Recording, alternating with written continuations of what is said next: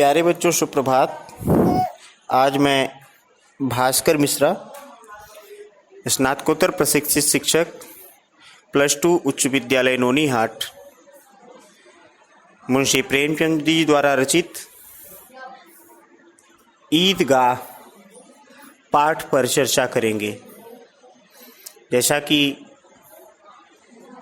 आप सभी जानते हैं, मुंशी प्रेमचंद जी को कथा सम्राट, उपन्यास सम्राट के नाम से भी जाना जाता है।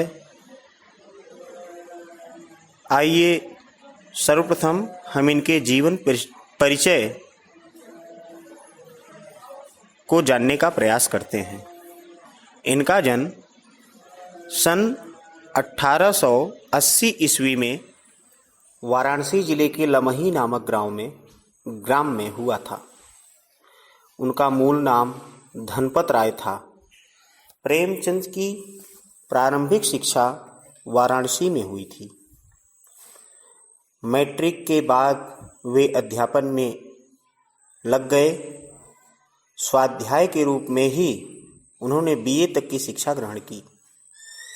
असहयोग आंदोलन के दौरान उन्होंने सरकारी नौकरी से त्यागपत्र दे दिया और पूरी तरह लेखन कार्य के प्रति समर्पित हो गए। प्रेमचंद ने अपने लेखन की शुरुआत पहले उर्दू में नवाब राय के नाम से की।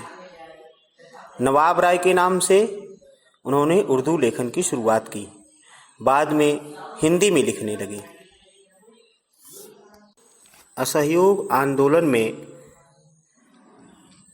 उन्होंने सरकारी नौकरी से त्यागपत्र दे दिया और पूरी तरह लेखन कार्य के प्रति समर्पित हो गए। उन्होंने अपने साहित्य में सर्वप्रथम उर्दू में लेखन कार्य की शुरुआत की। बाद में हिंदी में लिखने लगे। मुंशी प्रेमचंद जी ने अपने साहित्य में किसानों, दलितों, नारियों की वेदना और वर्ण व्यवस्था की कुरीतियों का मार्मिक चित्रण किया है। वे साहित्य को स्वांतः सुखाय न मानकर सामाजिक परिवर्तन का एक सशक्त माध्यम मानते थे। वे एक ऐसे साहित्यकार थे जो समाज की वास्तविक स्थिति को पैनी दृष्टि से देखने की शक्ति रखते थे। उन्होंने समाज सुधार और राष्ट्रीय भावना से ओतप्रोत अनेक उपन्यासों एवं कहानियों की रचना की। कथा संगठन, चरित्र चित्रण, कथोपकथन आदि की दृष्टि से उनकी रचनाएं बेजोड़ हैं। उनकी भाषा बहुत सजीव, मुहावरेदार और बोलचाल के निकट है। हिंदी भाषा को लोकप्रिय बनाने में उनका विशेष योगदान है। संस्कृत के प्रचलित शब्दों के साथ साथ उर्दू की रवानी इसकी विशेषता है, जिसने हिंदी कथा भाषा को नया आयाम दिया। उनकी प्रमुख कृतियां हैं मानसरोवर, जो कि 8 भागों में विभक्त है। गुप्तधन 2 भाग, ये कहानी संग्रह है। इनके उपन्यासों में निर्मला, सेवा सदन, प्रेमाश्रम, रंगभूमि, कर्मभूमि, गबन और गोदान है। इनके नाटकों में करबला, संग्राम, प्रेम की वेदी आदि हैं। विविध प्रसंग 3 खंडों में साहित्यिक और राजनीतिक निबंधों का संग्रह कुछ विचार के रूप में इनका साहित्यिक निबंध है। माधुरी, हंस, मर्यादा, जागरण आदि पत्रिकाओं का संपादन भी इन्होंने किया। इस पाठ्य पुस्तक में उनकी ईदगाह कहानी दी गई है। हिंदी में बाल मनोविज्ञान से संबंधित कहानियां बहुत कम लिखी गई हैं।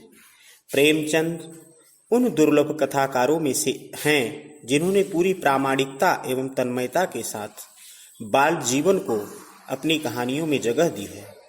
उनकी कहानियां भारत की साझी संस्कृति एवं ग्रामीण जीवन के विविध रंगों से सरोबार हैं। ईदगाह कहानी प्रेमचंद की विशेषताओं को अभिव्यक्त करने वाली प्रतिनिधि कहानी है। इस कहानी में ईद जैसे महत्वपूर्ण त्योहार को आधार बनाकर ग्रामीण मुस्लिम जीवन का सुंदर चित्र प्रस्तुत किया गया है। हामिद का चरित्र हमें बताता है कि अभाव उम्र से पहले बच्चों में कैसे बड़ों जैसी समझदारी पैदा कर देता है। मेले में हामिद अपनी हर चाह पर संयम रखने में विजयी होता है। साथ ही रुस्तमे हिंद चिमटे के माध्यम से प्रेमचंद ने श्रम के सौंदर्य एवं महत्व को भी उद्घाटित किया है। चित्रात्मक भाषा की दृष्टि से भी यह कहानी अनूठी है। इस कहानी का सारांश हम आपको संक्षिप्त रूप में प्रस्तुत करते हैं। ईद के अवसर पर गांव में ईदगाह जाने की तैयारियां हो रही हैं। सभी लोग कामकाज निपटाकर ईद के मेले में जाने की जल्दी में हैं। बच्चे सबसे ज़्यादा खुश हैं। उन्हें गृहस्थी की चिंताओं से कोई मतलब नहीं। उन्हें तो यह भी नहीं मालूम कि उनके अब्बा जान ईद के लिए पैसों का इंतजाम करने चौधरी कायम अली के घर दौड़े जा रहे हैं, और यदि चौधरी पैसे उधार देने से मना कर दे तो वे ईद का त्यौहार नहीं मना पाएंगे। उनका यह ईद की खुशी का अवसर मुहर्रम जैसे मातम में बदल जाएगा। बच्चों को तो बस ईदगाह जाने की जल्दी है। हामिद 4-5 साल का दुबला पतला लड़का है। वह अपनी दादी अमीना के साथ रहता है। उसके माता पिता गत वर्ष गुजर चुके हैं, परंतु उसे बताया गया है कि उसके अब्बा जान रुपए कमाने गए हैं और उसकी अम्मी जान अल्लाह मियाँ के घर से उसके लिए अच्छी अच्छी चीज़ें लाने गई हैं। इसीलिए हामिद आशावान है और प्रसन्न है। अमीना जो उसकी दादी है, स्वयं सवैयों के इंतजाम के लिए घर पर रहकर हामिद को 3 पैसे देकर मेले में भेज देती है। अमीना सेवैयों के इंतजाम के लिए घर पर रहकर हामिद को 3 पैसे देकर मेले में भेजती है। हामिद के साथ उसके दोस्त मोहसिन, महमूद, नूरे और सम्मी भी। गांव से बच्चे मेले की ओर चले। हामिद भी साथ में था। रास्ते में बड़ी बड़ी इमारतें, फलदार वृक्ष आए। बच्चे कल्पनाशील होने के नाते तरह तरह की कल्पनाएं तथा उन चीज़ों पर टीका टिप्पणी करते आगे बढ़ते जा रहे थे। रास्ते में पुलिस लाइन आने पर एक ने कहा, यहाँ सिपाही कवायद करते हैं। मोहसिन क्या कहना था कि यही पुलिस वाले चोरी भी करवाते हैं। हामिद सुनकर आश्चर्य में होता है। इस प्रकार बालकों में पुलिस के प्रति अलग विचारधारा थी। ईदगाह में नमाज का नज़ारा अलग ही था। नमाज के समय लाखों सिर एक साथ सजदे में झुकते हैं तथा एक साथ उठते हैं। ऐसा प्रतीत होता है उनके मन में अपार श्रद्धा का भाव होता है। उनके भीतर की भाईचारे की भावना उनको आपस में जोड़े रखती है। धर्म आपस में लोगों को जोड़ता है, तोड़ता नहीं है। धर्म के नाम पर तोड़ने वाले धर्म के रहस्य को समझते ही नहीं। कोई भी धर्म मनुष्य के बीच भेद नहीं पैदा करता।